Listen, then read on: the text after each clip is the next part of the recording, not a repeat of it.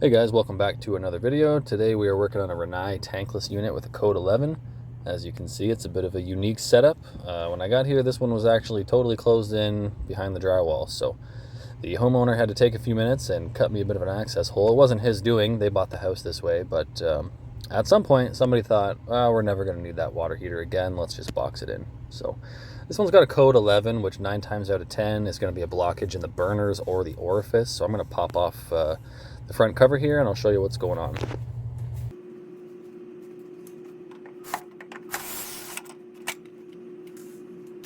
So there's a few things you have to take out of the way first. The control panel is one of them. You're going to have to take off the igniter, which is over on the right here, that little module.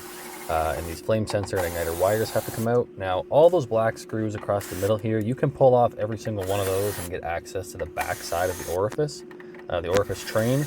I like to do these outer screws first, and you can pull this thing all off as one assembly and then take the black screws out elsewhere because there's just a lot of them. So I like to do it kind of sitting down, put all the screws in a nice spot so you don't lose them, and you can clean the orifices that way.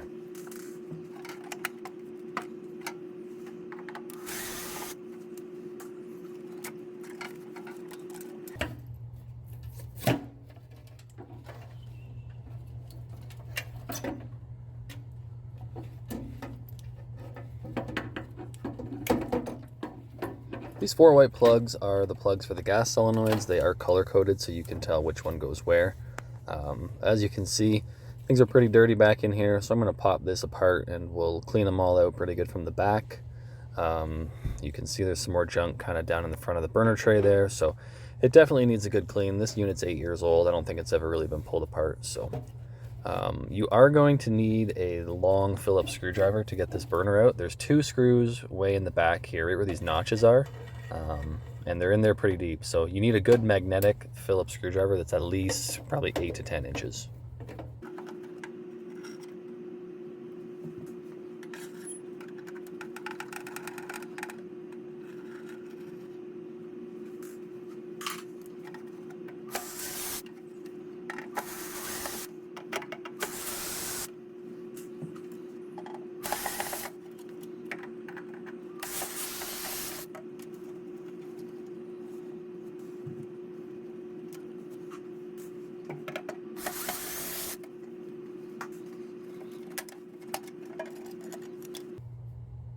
These are your flame sensors and your igniter. You can access these through the front. That little panel does come off, but there's a gasket in there that's kind of designed to fall apart. So anytime you take them out, you have to replace that gasket. Rinnai sells it as a kit, and Rinnai really doesn't recommend cleaning the flame sensor unless you absolutely have to. I had some training on these, and they have a coating, and they say it should last about 10 years.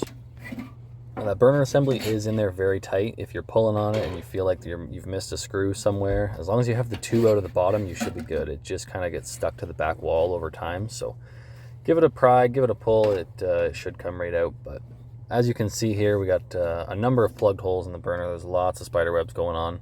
I'll take it outside in some better light and I'll kind of show you. I like to use a bit of nitrogen or compressed air and blow these out really good. I'll generally put a little pipe cleaner down in there and then I'll hit it with some air just to get it cleaned up. So that's what you're left with after you have the burners out. That's where your gas train connects to. That's your vent motor. This is the burner housing, and up here we have the heat exchanger. Doesn't look too bad. I'll probably give that a little scrub, but everything looks pretty good.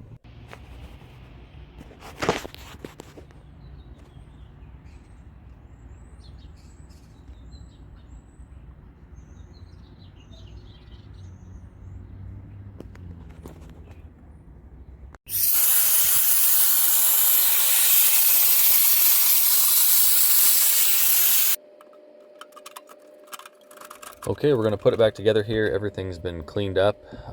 These are really straightforward to put back together, just the opposite of the way you take them apart. Everything is Phillips screws. These Rinnais are really nice to work on that way. So if you've never worked on a Rinnai, I would definitely recommend them. They're very technician friendly and they tend to hold up pretty well.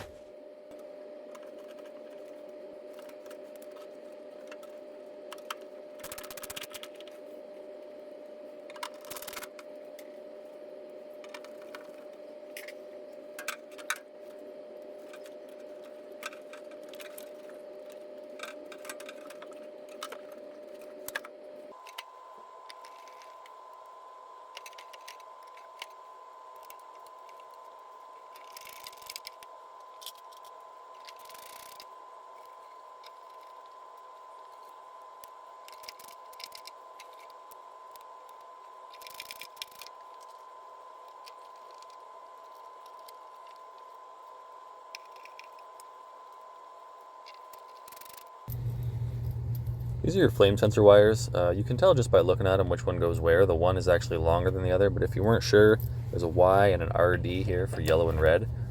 Just another way Rinnai makes things a little easier to work on and easier to understand.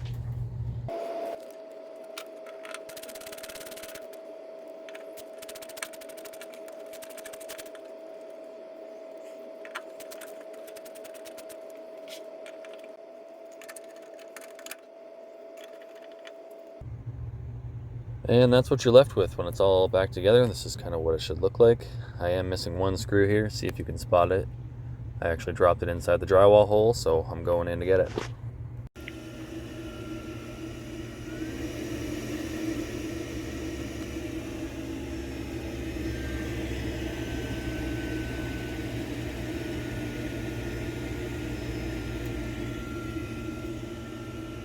Okay, we're all done with this one. Water's coming out nice and hot. We have no more code 11. Everything has been cleaned up. We didn't need any parts, so this is a nice, easy repair. I hope you liked the video. I hope you subscribe, and I'll see you in the next one. Thanks for watching.